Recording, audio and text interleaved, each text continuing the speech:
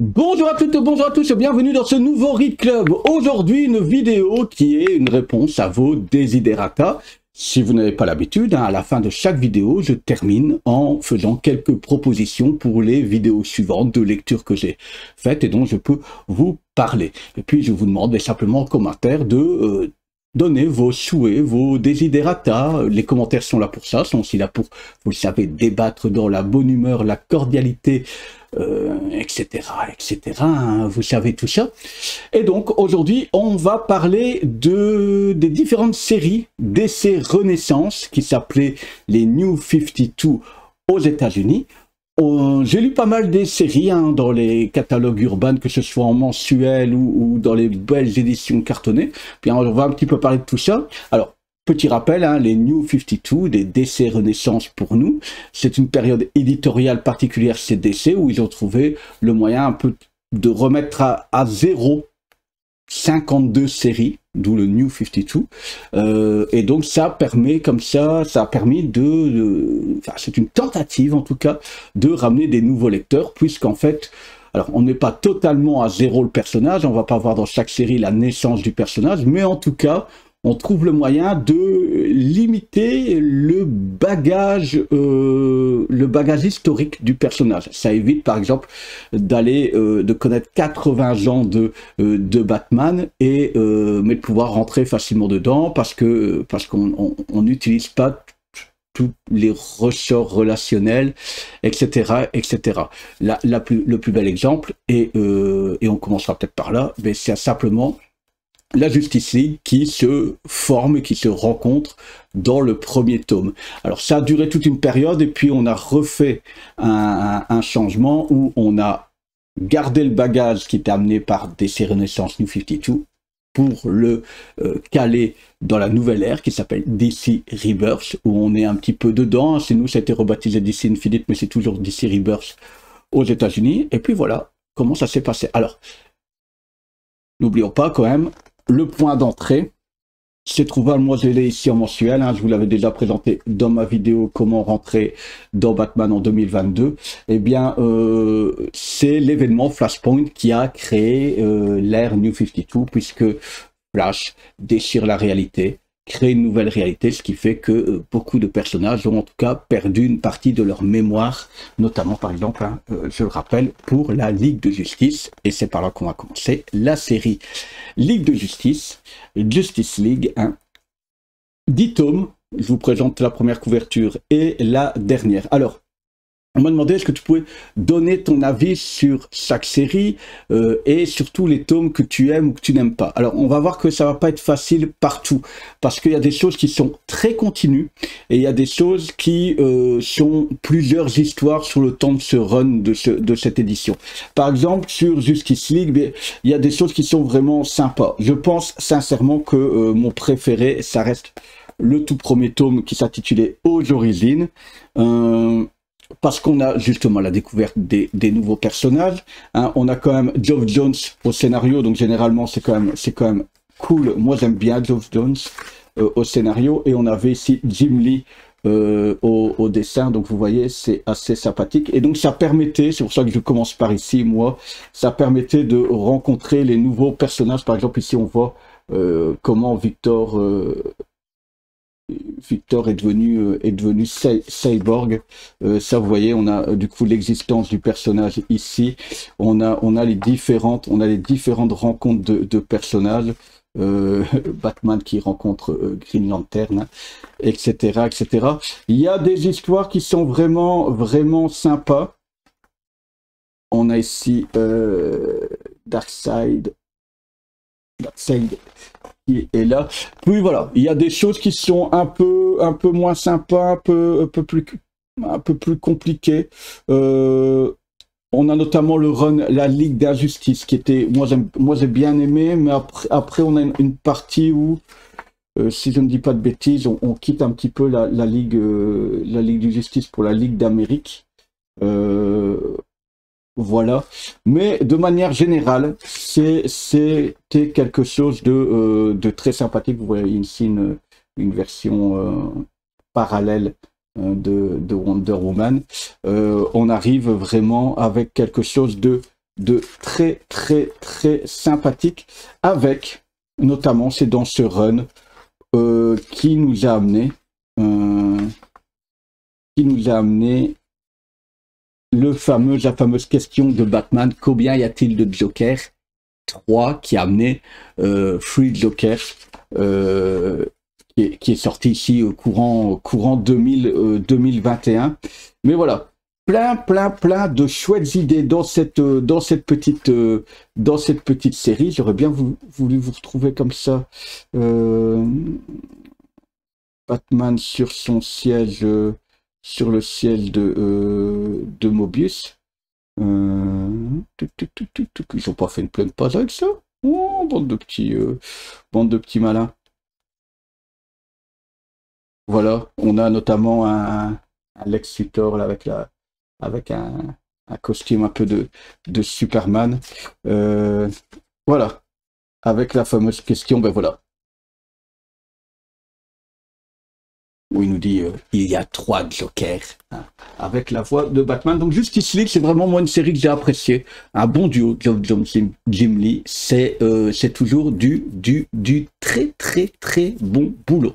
Ensuite, je vais commencer avec la référence, hein, et ce que moi j'apprécie, c'est ce personnage-là qui m'a fait rentrer dans les comics avec Spider-Man, mais essentiellement Batman.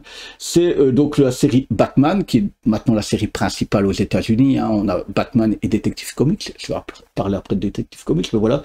C'était Scott Snyder et Greg Capullo au dessin. Greg Capullo, moi je l'ai rencontré, je l'ai découvert avec Spawn. Alors au dessin, c'est moi je trouve ça très très classe au dessin.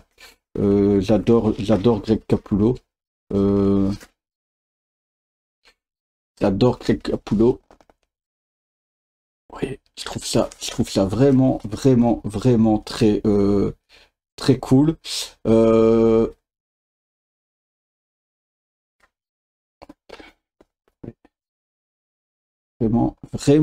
Vraiment sympa. Et scénario, ben, Scott Snyder. Alors, je défonce Batman Metal du Scott Snyder, mais ici c'est vraiment du très bon Scott Snyder. Après, si je dis pas de bêtises, il est parti en Rebirth sur la Justice League. Il a un peu moins aimé la Justice League de Scott Snyder que celle de Geoff Johns, mais sur du Batman, il a vraiment fait quelque chose d'excellent. J'adore. Alors, il y a eu 9 tomes. Alors, il y a plein de choses intéressantes. J'avoue que si je devais retirer des tomes un peu moins intéressants, ce sont les 2 derniers, La Relève, première partie, deuxième partie, donc le tome 8 et 9. Simplement parce que, alors, idée sympa, c'est Bruce Wayne est amnésique à ce moment-là, et c'est Jim Gordon qui devient le Joker, le Batman dans une armure, mais je trouve qu'on perd un petit peu de l'âme de Jim Gordon, qui paraît plus pour un gros militaire que le Jim Gordon qu'on connaît. Donc si je devais retirer, il y a des gens qui me demandent de retirer quelque chose, mais ce serait moi là actuellement. Je vous avoue qu'après Rebirth, j'ai moins aimé, comme ça vous le savez, et j'apprécie un peu plus ici aussi, maintenant que c'est James Tynion Form sur les Batman Infinite que j'apprécie bien aussi. Mais d'ailleurs sur ces derniers là, il est de temps en temps sur ce run de Batman Renaissance, il est de temps en temps là, le petit James Tynion Form. Donc voilà, Batman, encore une super série, super recommandée. Je recommanderais peut-être un peu moins le Batman Détective. Tiens, c'est drôle, j'ai pas prévu le tome 1 ici, j'ai prévu le tome 2. C'est pourtant James Tynion Geoffo, pour le coup. Tiens, oui. Voilà, premier enfin le 2e tome et le dernier, le 7e. Alors, pourquoi j'ai moins aimé? Alors là, la situation, c'est quoi? C'est Batman qui se forme une petite équipe. On retrouve notamment Batwoman, Gueule d'Argile. Qu'est-ce qu'on a encore? Gueule d'Argile, Orphan, spoiler pour ceux qui connaissent un peu plus Batman. Et donc on a une genre d'équipe de Batman. Je vais pas dire une Justice League, hein, au dessin. Au dessin, c'est quand même sympatoche. Moi j'aime bien. Là on tourne un petit peu partout. Hein. Là c'est du Marguerite Bennett. Et du Eddie Brown. Eddie Barrow, pardon. Eddie Barrow, il y a des choses sympathiques. Ce que j'ai apprécié là-dedans, c'est un petit peu les méchants. Ce sont des méchants qu'on rencontre un peu moins souvent. Après, voilà, ce qui m'a perturbé, c'est que c'est peut-être un peu trop Justice Leaguesque, si je peux m'exprimer comme ça, pour moi. C'est d'ailleurs le défaut que je trouve à la série Detective Comics. J'ai l'impression que c'est moins détective, ouais, ça reste sympathique, hein. Un peu trop Justice League pour moi, quoi. Pour moi, le côté Batman un peu solitaire. Maintenant, en termes de relationnel, on y est bien. Tant pour Robin, etc. Il y a quand même quelques belles choses entre Robin et si je ne dis pas de bêtises, c'est avec spoiler. Donc voilà, des méchants intéressants, mais j'aime un peu moins l'ambiance générale. Alors, je ne les ai pas en version Renaissance, j'ai retrouvé les versions Engelmoss sur Vinted, hein. J'ai beaucoup. Vous dire, ah, t'as un portefeuille de dingue pour acheter toutes ces séries. Non, je fais beaucoup de Vinted, c'est pour ça que je les ai lus maintenant et pas à la sortie. J'ai d'ailleurs des séries qui ne sont pas terminées dans ce que je vais vous proposer là. Parce que voilà. Et encore sur du Vinted, hein, moi je dis, j'achète des runs complets. Donc par exemple, ici, pour la suivante Nightwing, il y avait 5 tomes. Ben, je me suis pris les 5 tomes et je mets 50 € maximum. C'est 10 € du tome. Je ne mets pas plus haut parce que sinon, avec les frais de port, ben, ça revient à les acheter neufs. Donc voilà, là, je les ai trouvés sur du Engelmoss. Hein, donc voilà, mon petit conseil Vinted, 10 €. Nightwing, il est... qui était là-dessus, tiens, sur cette série Nightwing à l'époque? Kai Higgins et Eddie Barrow au dessin notamment, donc qu'on retrouve dans ce Detective Comics aussi. J'aime bien, maintenant c'est passable, rien à voir. Si vous adorez le Nightwing Infinite par exemple, on n'est pas dans la même ambiance. On est dans une ambiance plus proche de Batman, où là on suit un Nightwing qui hérite du cirque Ali, et donc il voyage un peu plus. Il est il y a une belle relation avec Batgirl, avec Barbara Gordon qui apparaît assez souvent. Voilà, c'est vraiment des aventures un peu en solo. Il y a beaucoup de références à son passé, donc si vous voulez apprendre beaucoup de la jeunesse de Dick Grayson, ben, ça aborde quand même pas mal de la jeunesse de Dick Grayson. On est sur du 5 tomes. Tout le long, et il y a un petit peu toutes les histoires qui font rentrer le Cirque Ali dans la danse, tout le passé du Cirque Ali, beaucoup de liens avec la cour des hiboux. Donc, dans la série Batman, dans les idées de Snyder justement, il y a l'arrivée par exemple de la cour des hiboux. Si vous avez plutôt suivi la série Gotham, bien on revoit la cour des hiboux apparaître ici, et elle a son importance dans la vie du cirque, etc. Donc voilà. Une série bonne, si vous voulez vraiment découvrir Nightwing, c'est sympa pour découvrir du Nightwing et le passé. Maintenant, s'il faut en recommander une, ce ne sera pas forcément celle-là. Il faut avoir eu des accroches avec le personnage de Nightwing, peut-être à travers Batman, pour aller là-dessus. Batwoman, alors là, je n'ai pas tout. J'ai acheté 3 tomes, je pense qu'il y en a encore. Il y en a 4 ou 5 au total. Là, c'est vraiment de niche. On a Greg Rucka et J.H. Williams Free au dessin. Vous voyez, tant en dessin que graphiquement. Alors moi j'aime bien, ça sent, j'adore lire de temps en temps des comics qui sentent graphiquement. C'est voilà, il y a la notion d'homosexualité qui rentre. Alors pas que j'ai quelque chose contre ça, mais on a l'impression maintenant que tous les personnages ont un petit peu ce grain un peu homosexuel. Des personnages là-dedans, des méchants qui sont, je trouve un peu film, ça me fait penser un peu à du film d'horreur. Où on pourrait avoir une belle image, regardez ici. quand on voit ce personnage là, dans le bas de la page, j'ai l'impression d'être un peu dans du Resident Evil de temps en temps. Plus noir, plus girly noir finalement. Voilà, comme je vous disais, c'est un peu une série, je sais pas dire pour des nanas, mais avec des nanas, pour des nanas rebelles, pour des nanas qui se laissent pas faire, des nanas couillues, c'est pas le truc, c'est pas girly. Bad Girl, c'est girly. Ça, c'est pas girly, c'est Black Girl, si vous voulez. Hein. Et quand je vous disais, on a de temps en temps l'impression, hop, vous voyez, en dessin vraiment particulier. Si j'ai envie de vous dire, alors si vous l'avez accroché à Batwoman, c'est pas avec ce qu'on a dans Detective Comics là que vous imaginez ça, cette ambiance, mais si vous voulez vraiment découvrir une autre héroïne plus noire, une aventure plus noire, c'est là-dessus qu'il faut aller. Moi, je vais les compléter. Hein. C'est qu'à l'époque, j'avais pas le budget pour prendre ça à chaque fois. Imaginez bien, tout ça, ça sortait quasiment une fois par mois. Il y avait chacune des séries quasiment qui sortaient. On n'en était pas loin. Donc voilà, je dois la compléter. Je dois la compléter sur Vinted, mais là encore, trouver les 2 numéros qui me manquent et pas trouver le run complet, c'est un peu plus compliqué. Il y avait aussi du Catwoman. Alors là, j'en ai acheté, j'en ai 2 ou 3. On avait de Nick et Guillaume Marsh. Je vous avoue que j'ai des bons souvenirs, mais ça fait tellement longtemps que je l'ai lu. Alors, au dessin, c'est top. Je sais que j'adorais. Hein. Franchement, quand j'ai lu, je me suis dit, waouh, c'est cool, je devrais peut-être même le relire. On a une Batwoman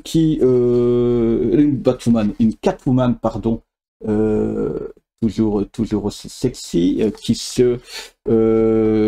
qui défend les femmes de son quartier. Vous savez qu'elle défend un petit peu tout ce qui est milieu de la prostitution, etc. Toutes ces femmes qui sont utilisées, etc. Il y a toujours cette relation avec Batman qui est génial. Il y a un petit peu de fricotin. Donc voilà, vraiment quelque chose qui est ce n'est plus la Catwoman méchante, c'est la Catwoman héroïne hein, qui va poursuivre dans les rebirths dans ce temps-là. Après voilà, elle doit se défendre avec son ancien passé, ses nouvelles envies. Très sympa, passable, sauf si vous adorez Catwoman, mais si vous aimez Catwoman, forcément c'était à prendre absolument. Recommandé en second choix. Une série que j'ai du mal. Je rentre dedans avec le DC Infinite. Je vous l'avais dit, hein, Harley Quinn, c'est un personnage que j'aime bien. J'aime pas ce qu'on en fait. Voilà. Tant dans le Renaissance que dans le Rebirth. Le Infinite, je trouve que visuellement, ça devient déjà un peu plus important. Au scénario, on a Amanda Conner, Jimmy Palmiotti, et puis au dessin, on a beaucoup de gens qui passent d'un épisode à l'autre. Visuellement, c'est pas dégueulasse, mais maintenant, c'est pas des histoires qui me passionnent, quoi. C'est dans de l'ambiance des poules, alors c'est gay quand le personnage il passe, hein, mais sur la longueur. Là, je vous dis, j'avais pris ces éditions spéciales urbaines, là, c'est les collections été, à 4,90. D'ailleurs, si vous hésitez sur une série, il y a beaucoup d'épisodes qui sont sûrement dans ces éditions à 4,90. Il y a peut-être moyen encore de retrouver quelques-uns d'occasion et du coup pas très cher, mais voilà. Ça, c'est dispensable. Je ne saurais même pas quoi vous le dire parce que la première, à part une faux folle qui se débat avec des tueurs en série, un gang de tueurs en série à répétition, en pétant les plombs. Pourtant, quand on voit les couvertures, etc., c'est vraiment super sympa. Mais voilà, c'est vraiment pas un truc. D'ailleurs, j'ai acheté ce tome-là et je ne continuerai pas la série. Par contre, du Harley Quinn Infinite, là, on est cool. Alors, on a terminé un petit peu avec toute l'ambiance Batman. On a du Batman, du Detective Comics, donc du Nightwing, du Nightwing, du Batwoman, du Catwoman et du Harley Quinn. Je pense que là, j'ai claqué tout ce qu'il y avait à claquer sur l'univers de Batman, en tout cas. Superman. Alors, Superman, là, c'est... Alors, j'ai lu énormément de choses sur les mensuels à l'époque qui sortaient, pour Urban Comics, hein, ça sortait en kiosque, nous on appelle ça aussi des librairies, c'est ça que je fais attention pour les Français, donc les kiosques, hein, on va chercher son petit journal, pour vous, nous on dit des fois une librairie. Donc je dois avoir quand même pas mal de choses. Maintenant je vous avoue que pour refaire les tomes cartonnés, hein, ça c'est une des versions cartonnées, on avait deux séries, Superman, celle-ci, et de l'autre côté, on avait Detective Comics. Dans Detective Comics, j'ai de bons souvenirs, notamment avec un Superman qui change totalement. Il est en jeans, t-shirt, cheveux courts, il est occupé de perdre ses pouvoirs, il est mal en point, et donc on est sur ça. C'est hyper cool. J'essaie de trouver, c'est en 3 volumes. Superman 3 volumes, j'ai dit Detective Comics, Action Comics en 3 tomes. Hein. Action Comics, j'ai vraiment envie de remettre la main sur les 3 tomes et je suis en train de chercher des pistes pour pas payer plein pot. Voilà, on verra peut-être. Je reviendrai peut-être dessus, hein, du coup, quand je mettrai les mains dessus. Et le Superman, j'ai vraiment... c'est popcorn, c'est sympa. C'est sympa, et sur ce premier tome, si je ne dis pas de bêtises, on découvre, c'est l'arrivée de Clark Kent à Metropolis, donc il prend ses marques et en tant que journaliste et en tant que Superman, et donc c'est un petit peu la découverte pour tout le monde de ce super gars. Donc d'ailleurs là il est au tout début et on voit qu'il est aussi en jeans, mais voilà, on n'est pas à la même époque. On a plutôt Superman qui est en pleine arrivée, Detective Comics qui est sorti après dans la chronologie, qui est sur un Superman qui s'affaiblit. D'ailleurs, ça se termine avec la série Lois et Clark. Moi je ne l'ai pas en dur, j'ai une partie là qui était sortie à l'époque dans les hors-séries Superman en mensuel, où, alors, dans Lois et Clark, on suit un Superman d'une terre parallèle, qui, suite à un événement de ces comics, ce Superman d'une terre parallèle a vu son monde détruit. Et donc il vit sur la terre principale, là où nous on connaît nos super-héros. Il reste un peu à l'écart avec sa femme, Lois, et ils ont un fils, John. Ok.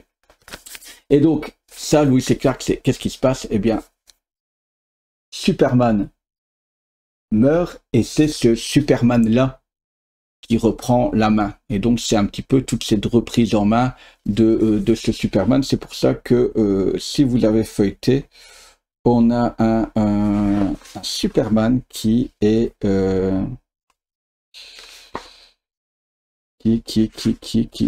qui a un costume. Il est où ce costume noir? Voilà. On a un Superman avec un costume noir ici. C'est parce que ce n'est pas le Superman de notre terre à nous. Néanmoins, maintenant dans le Rebirth, c'est ce Superman-là à partir de Rebirth. Et ça explique pourquoi on a tout d'un coup un John Kent qui apparaît du jour au lendemain. Qui apparaît. Voilà. Voilà un petit peu. Donc ça, c'est la relève. Si vous voulez lire, là le petit run est sympa. Je vais aussi mettre la main sur le truc complet parce que là c'est juste une partie de l'événement et j'ai pas la totalité, mais je complète mon Superman. Green Lantern, alors là Green Lantern aussi c'est particulier parce que c'est aussi un des mensuels qui a gardé le plus longtemps sa ligne directrice. Donc c'est devenu, c'était Green Lantern Saga. Oh mais là c'est un hors-série. Là, c'est un hors-série que j'ai pris. C'est pas trop grave. Donc, si vous la chronologie un petit peu des Green Lantern, c'est toute la série de Geoff Johns présente. Et puis, en fait, on arrive sur le Green Lantern Renaissance. Et je pense même que maintenant, avec les nouvelles compilations, je ne suis même pas sûr que le Green Lantern Renaissance existe encore en version comme ça cartonnée. Hein. C'est plutôt en gros volume qui réunit deux volumes comme ça dedans. Hein. C'est des volumes de 300, entre 300 et 400 pages à chaque fois. Voilà, déjà les Geoff Johns. Hein. Les Geoff Johns, si vous avez, on ne sait jamais, la série principale Geoff Johns au début. Maintenant, les versions de Geoff Johns, c'est deux anciens tomes dans un seul. Donc moi, j'en ai certains qui font entre 120 et 190 pages, et puis maintenant ils font entre 300 et 400 pages. La fin de ma collection, je l'ai comme ça. Moi, j'ai l'intégralité du Renaissance comme ça en mensuel. Alors, c'est dur de parler de Green Lantern parce que il y a beaucoup de choses. Avec John Jones, il y a eu l'arrivée des différentes corps de couleurs, etc. Mais ça progresse bien. C'est vraiment, moi je trouve que c'est vraiment le bon super-héros intergalactique avec les différentes polices intergalactiques, les différentes couleurs du spectre émotionnel, etc. C'est vraiment très très très fort avec des alliances qui se font, qui se défont, etc. C'est, j'ai envie de dire, c'est le Seigneur des Anneaux galactiques, quoi, pour moi. Et j'adore. D'ailleurs, je me suis rendu compte que ça paye pas de mine quand j'ai remis de l'ordre dans tous mes comics, que c'est un des rares super-héros avec Batman où j'ai tout, j'ai pas dû rechercher en fait. J'ai mis la main ici sur les Rebirths et je dois encore mettre la main sur les Hal Jordan. Mais voilà, je ne peux que vous conseiller. C'est d'ailleurs quand je regarde le film là, mon petit cœur saigne parce que je le dis en fait. Fallait faire une trilogie ou quelque chose comme ça pour réussir à expliquer la densité de cette affaire-là. Attention d'ailleurs, tant qu'on est au passage, si vous prenez du Green Lantern Rebirth, faites attention parce que il y a déjà un arc de Green Lantern qui s'appelait Green Lantern Rebirth parce qu'il y avait un retour d'Hal Jordan, hein, et puis il y a eu Renaissance, et puis il est retombé dans l'ère Rebirth. Donc il y a un Rebirth avant Renaissance, avant New 52, il y a déjà des aventures d'Hal Jordan Rebirth, même avant le run de Geoff Johns. Voilà. Alors, la très bonne surprise, c'est ce Wonder Woman Renaissance, qui est au scénario, on a Brian Azzarello et au dessin Cliff Chiang. Alors c'est l'exemple typique, regardez, je les ai commandés comme ça. Je dois avoir deux tomes comme ça. 3 tomes, vous voyez. J'ai les 3 tomes, les 3 premiers tomes comme ça. Et puis, pour clôturer, j'ai dû acheter ce gros tome.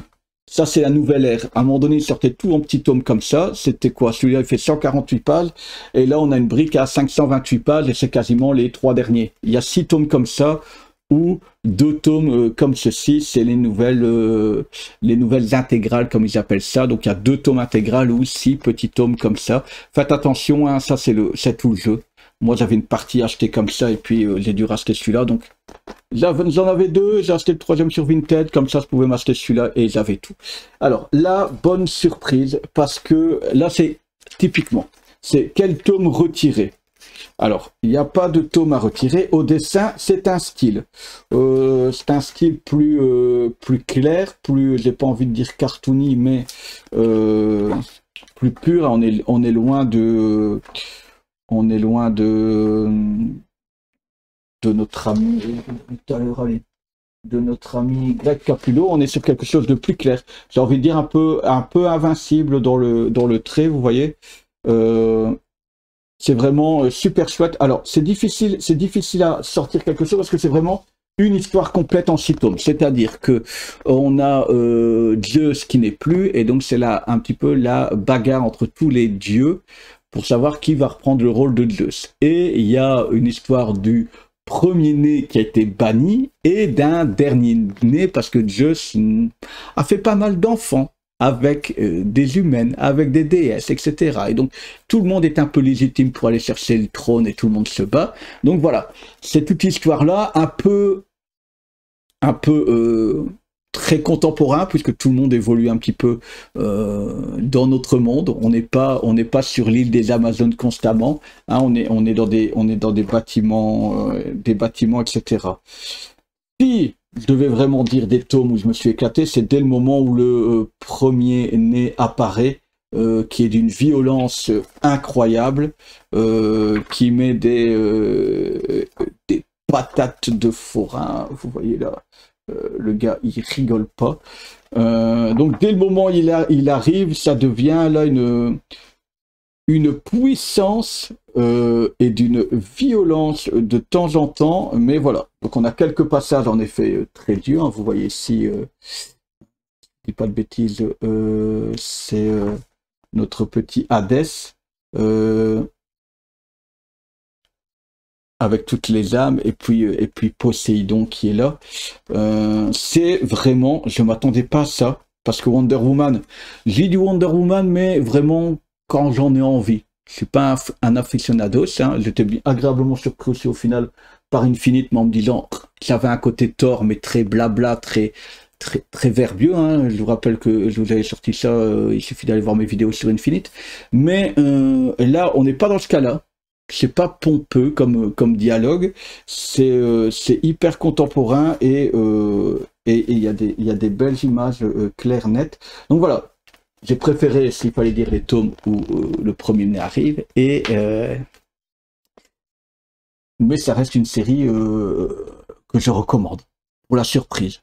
Je dirais vraiment à recommander. Flash, là on était sur 7 tomes, le premier tome, le dernier tome, des tomes qui sont pas très égaux en termes de pages, hein, 192 pages au début, 352 à la fin. Là aussi ils avaient chopé dans les mensuels Justice League, il y avait du Flash, et puis j'ai adoré. On a Francis Manopoul au scénario et Brian Buccellato essentiellement au dessin. Je trouve que, par exemple, déjà un bon point, c'est que je trouve que la vitesse est super bien représentée.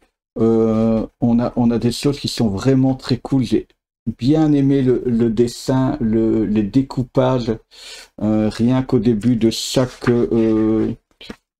tome, comme ça, on a forcément, je ne vais pas tomber là. Ouais. La transformation en flash, c'est super classe. Quand j'ai lu ça, ça m'a donné envie d'aller revoir, de reprendre la série Flash, parce qu'on retrouve vraiment sur ce run tous les méchants. Les Lascar, le Dr. Zoom, le Nega Flash. Tous les héros sont là, c'est un vrai... chaque petit volume est vraiment une histoire vraiment sympathique avec des ambiances différentes, où Flash est mis à mal, tant dans ses relations humaines que dans les relations humaines avec sa copine, avec son père, avec ses amis.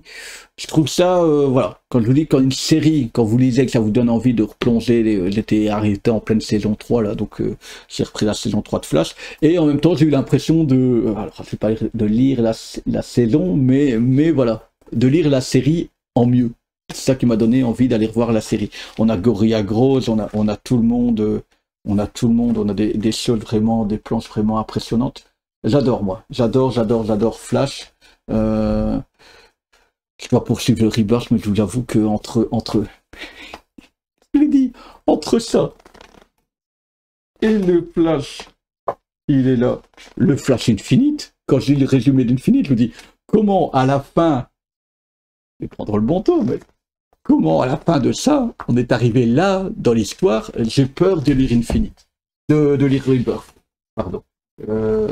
J'ai peur parce que là c'est simple, c'est cool. On est dans du Flash aussi. Alors oui, il y a des serrures du temps, etc. Mais c'est compréhensible, c'est pas le bordel, etc. Et ça c'est franchement cool. Ce que j'apprécie dans le Flash, c'est que j'ai peur dans le Rebirth. En atome, Shazam. Alors que vous dire? Vous avez vu le film? Vous avez lu le comics? D'ailleurs, la couverture ici, c'était la couverture spéciale film sur laquelle je suis tombé. On a Geoff Johns au scénario et Gary Frank notre ami Gary Frank au dessin.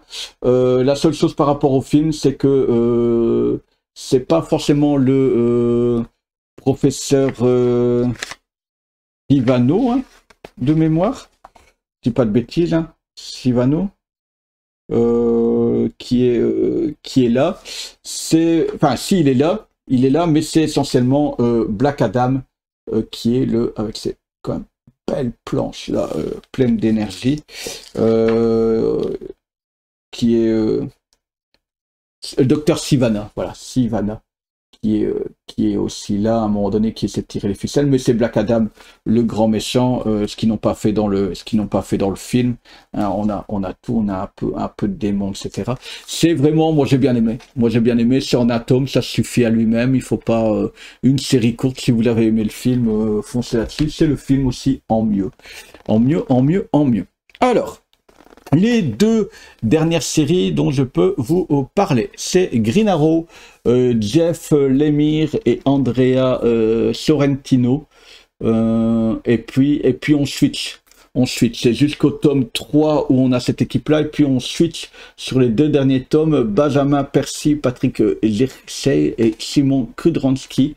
Ben là, c'est typique. Si vous me dites lesquels, les trois premiers tomes, là, ça m'a fait penser aussi de mes vagues souvenirs à la série en mieux, c'est-à-dire qu'on a un Green Arrow qui est revenu de son île, et il apprend énormément de choses sur son passé, sur qui était son père, sur une histoire de confrérie, je vais dire comme ça pour vous simplifier la vie, de confrérie sur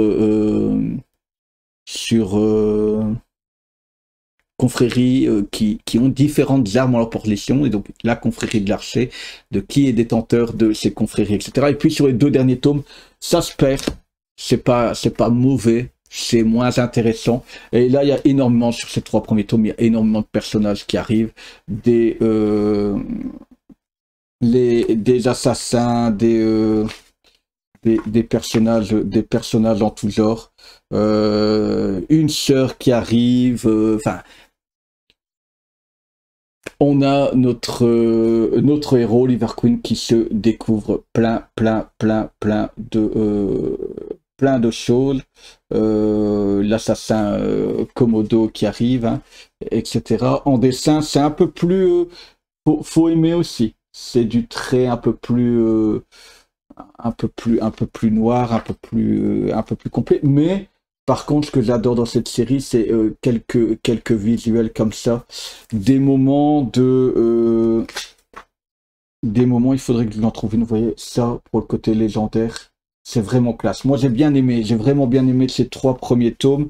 Il y a de temps en temps comme ça un jeu de couleurs qui change.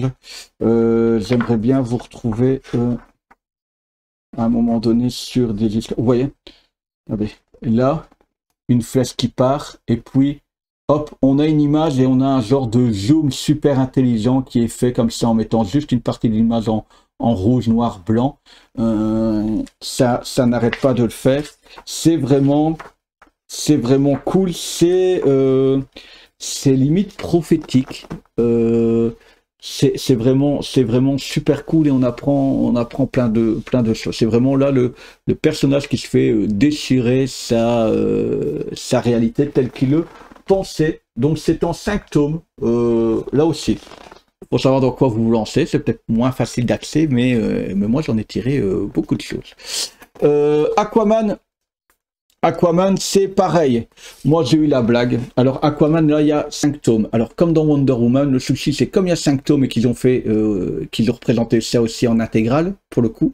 Donc, ça, c'est les tomes d'époque sur lesquels j'ai remis. Maintenant, ce qui est ennuyant, moi, je me suis un petit peu cassé la tête. J'avais aussi 1 ou 2 tomes. Et le problème, c'est qu'en fait, les intégrales, ben, vous le comprenez bien, elles sont coupées en plein milieu du tome 3. Et donc, impossible de récupérer sans avoir des doublons. Donc, j'ai mis la main, encore une fois, sur Vinted, alors là, pareil, sur l'intégralité du run. Et j'ai revendu mon tome 1, du coup. Aquaman, c'est cool. On est sur un Aquaman. Là aussi, ça m'a fait énormément penser au film en mieux développé. Mais on a cet Aquaman qui censé devenir roi d'Atlantide, et c'est tout le jeu de non, je ne veux pas devenir roi parce que j'en ai pas envie, c'est pas ma vie. Moi je suis un terrien, pour ainsi dire, hein, vous m'entendez bien, quelqu'un qui vit sur Terre. Et donc c'est tout ce jeu-là. Et puis l'obligation de prendre ses pouvoirs, mais du coup, il n'est plus reconnu comme légitime par les Atlantes. Et c'est tout ce jeu-là. Beaucoup de passé, beaucoup de légendes dans ce Aquaman. Mais encore une fois, c'est mené par Geoff Johns. Hein. Il a pas chômé hein, sur Renaissance, Geoff Johns. Et c'est bien mené, c'est simplement bien mené. Au dessin, on a Ivan Reis et Joey Prado au dessin. Donc je vous ai montré quelques planches, hein. C'est vraiment aussi sympathique. Franchement, de manière générale, j'ai été surpris moi-même au final de la qualité de ce qu'était Renaissance. Ici, on n'est plus sur Geoff Johns, on est sur Jeff Parker et Paul Pelletier. Voilà, ils ont vendu un petit peu ça avec Geoff Johns tout le long, mais ils savent garder la cadence. Peut-être un peu avec un moins de qualité, mais c'est pas violent à la lecture, franchement. Ça c'est sûr. Mais en tout cas, j'étais en train de me dire que en lisant toutes ces séries, c'était quand même cool Renaissance. Hein. Au final, sur tous les héros, j'ai lu Renaissance et j'ai lu Rebirth. Pour l'instant, je préfère Renaissance clairement. Je préfère clairement Renaissance. Et donc voilà. Je suis en train de lire les Clark Kent, là, par exemple, en Rebirth. Super Son en Rebirth, je vous en ai déjà parlé, c'était vraiment cool. Mais voilà. Par exemple, le Batman, je trouve que le Rebirth, c'est moins bon que le Renaissance. C'est pas mauvais, hein, c'est moins bon. Je vous l'ai dit, j'ai peur de Flash Rebirth. Quand on lit au début d'Infinite, j'ai envie de le lire, hein, mais j'ai un peu de mal avec ça. Wonder Woman, pour le coup j'ai plus trop de souvenirs de... Là aussi, à 4,99, c'était le début de Rebirth. J'ai pas trop de souvenirs, mais voilà. Le Rebirth doit y passer. Hein. Je suis en train de lire Green Arrow Rebirth. Et ça me tentait sur le dessin un peu plus, je vous montre, hein, un peu plus cartoony et qui me donnait envie. J'ai lu le premier tome. Pour l'instant, l'histoire, je trouve ça moins bon que les Renaissances, que les New 52. Donc voilà. Voilà, je ne peux que vous conseiller. C'est franchement une histoire de goût. Commencez Justice League, regardez s'il y a un des héros qui vous plaît, et foncez. Si je devais conseiller Batman, mais plutôt la série Batman, pas Detective Comics, que j'aime moins aussi, mais le Batman est excellent. Le Superman, très blockbuster, hein, comme on connaît Superman. La super bonne surprise pour moi, c'est Wonder Woman. Le Flash qui assure, qui est vraiment dans l'ambiance comics à l'époque. Si vous voulez chaque tome, en fait, chaque tome pourrait suffire à lui-même. Donc ça, c'est cool. Et puis, pour un petit peu les Shazam, pareil. Si vous voulez mes personnages de Shazam, c'est en un tome, ça mange pas de pain. Donc, au final. Et puis, les bonnes surprises, mais peut-être pour le lecteur un peu plus confirmé, tout ce qui est Batwoman, ce qui est Green Arrow. Aquaman, il a un petit peu son cul entre deux chaises, je pense. Simplement. S'il devait en éviter un à tout prix, c'est les Harley Quinn. Je trouve pas d'intérêt, il n'y a pas de profondeur de scénario pour moi. Si vous voulez vous lancer, mais alors si vous vous lancez là-dedans, c'est Green Lantern. Green Lantern, c'est celui où alors il faut commencer avec les Geoff Johns et puis remonter le tout parce que tout a de l'importance, il y a tellement de relationnel, c'est vous lancer dans du Seigneur des Anneaux de comics. Voilà. Tout ce que je peux vous dire sur Renaissance, ça doit faire une vidéo sûrement très longue. Merci si vous m'avez écouté jusqu'au bout. Je vais sûrement parler de Spider-Man un petit peu. Le run de Dan Slott. Il y a quelqu'un qui me demandait mon avis ou bien sur Spider-Verse. Est-ce qu'il fallait l'acheter en absolute? Ça va sûrement arriver. Tiens, est-ce qu'il fallait lire Spider-Verse en absolute ou en deluxe?